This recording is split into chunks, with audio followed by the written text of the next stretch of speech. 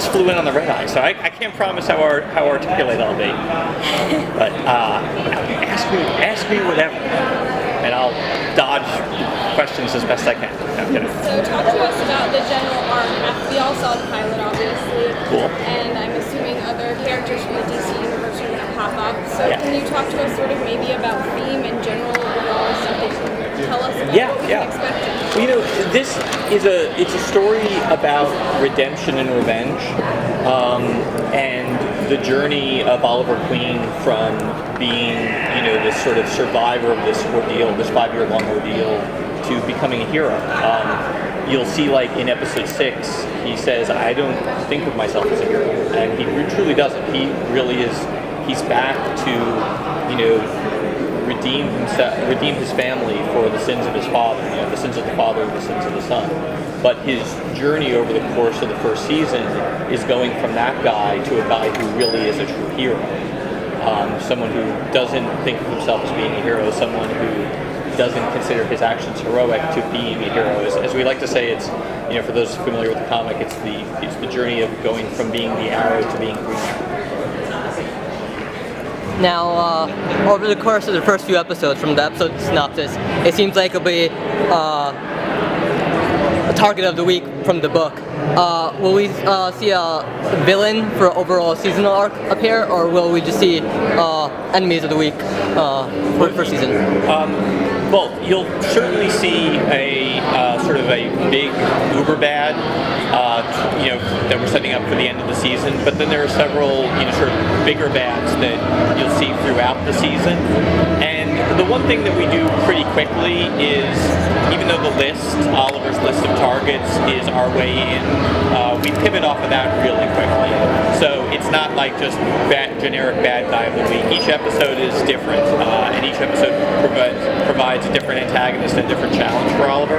So it is not nearly as it's not nearly as formulaic as one might expect from the device of, I have this list of names, and I'm going to keep just checking one off after the other.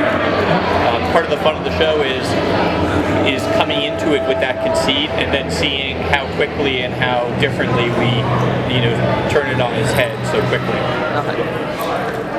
What about some of the backstory of his father, why having all of his bad deeds that makes him want to redeem him? Will we get some flashbacks or some of that? Yeah, well, you'll be seeing flashbacks in every episode.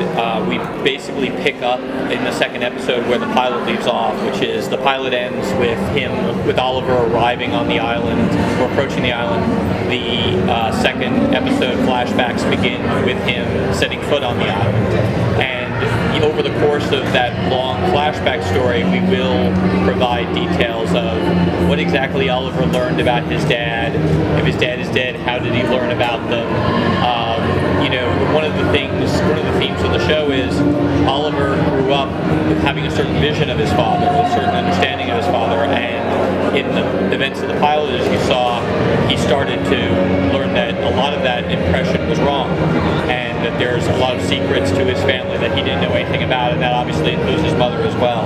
So that's one of the things that we'll be exploring both in the past through flashbacks as well as in the present day story. On that same note, will we get flashbacks as to what happened while Oliver was away, seeing girls' background and his family's background? We've talked a lot about doing that. We really want to do that. What we're always sort of saying in the writer's room is we sort of need to teach the audience how to watch the show as it's currently constituted. In other words, present day into flashbacks. The example I always use is Lost.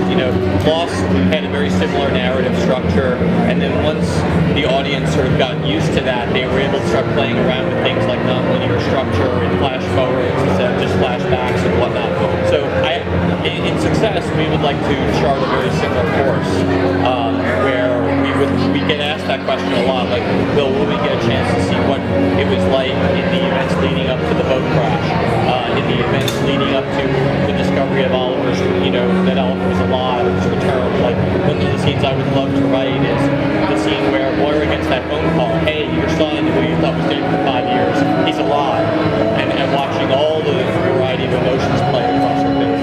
These are all the things we get a chance to do, further down the road in series, but we would very much like to. alter egos of some of the characters, kind of like you did with the first one with Laurel.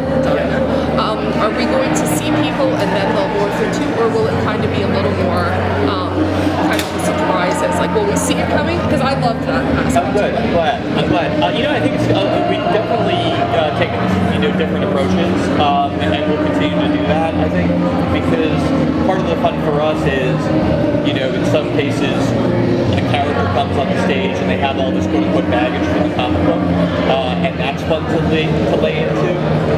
And then there's other times where it's more fun to surprise the audience. So we'll definitely be doing both as the series progresses. Now you have China White coming up this week, and then Deadshot in I think a couple weeks. Yep. Are you guys planning on announcing any new villains today, or possibly later down the road? I think today you'll get your first glimpses of Deathstroke in action, and we'll be showing a sort of trailer that will give you a preview of a lot of the characters who are appearing on the show. So we're I think you'll walk away very satisfied today once you see this trailer. There's a lot that we're previewing. He must be back, so. Oh, okay. Yes, thank you so much. Well, thank you guys. Thank you.